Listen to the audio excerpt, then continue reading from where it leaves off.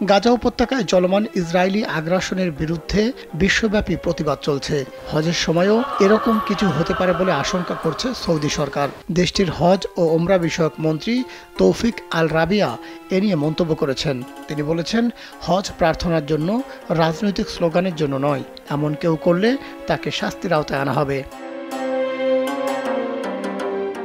Saudi press এজেন্সির বরাতে রোববার আল আরাবিয়া এই তথ্য জানায়। সেখানে আরও বলা হয়, ৩ লাখ হজ যাত্রীকে বের করে দিয়েছে সৌদি আরব। সরকারি অনুমোদন ছাড়া হজ করা যাবে না বলে আগেই ঘোষণা দেয় সৌদি সরকার। সৌদি আরবের গ্র্যান্ড মুফতি শেখ আব্দুল আজিজ ইবনে আবদুল্লাহ আল শেখ সরকারি অনুমতি ছাড়া হজ পালন অবৈধ ঘোষণা করেছেন। শনিবার তিনি এ বিষয়ে একটি বিবৃতি দেন। এরপরই অনুমোদনহীন ব্যক্তিদেরকে চিহ্নিত করতে মাঠে নেমেছে সৌদি পুলিশ। সবশেষ জানা গেছে, ৩ লাখের বেশি অবৈধ হজ যাত্রীকে মক্কা থেকে বের করে দিয়েছে দেশটি।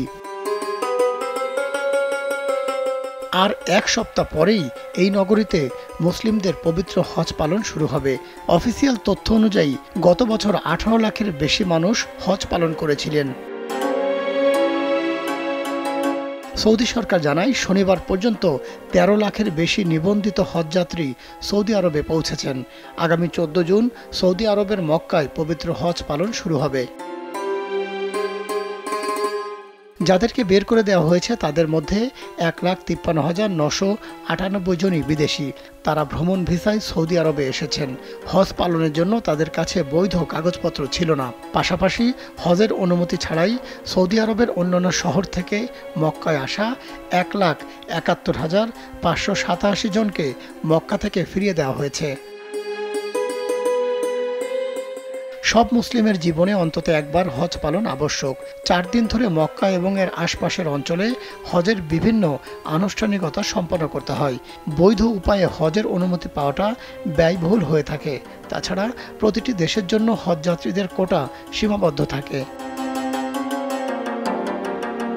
সৌদি সরকার জানায়, অনুমতি ছাড়া কেউ হজ যাত্রার চেষ্টা করলে কঠোর ব্যবস্থা নেওয়া হবে। অভিযুক্ত ব্যক্তিকে ৫০,০০০ রিয়াল জরিমানা করা হবে। এ বিষয়ে শৃঙ্খলা ফেরাতে সৌদি হজ মন্ত্রণালয় পবিত্র স্থানগুলোতে প্রবেশের জন্য হজ যাত্রীদেরকে নুসুক নামক কার্ড সরবরাহ করছে। মাহমুদ সোহেল, কালবেলা।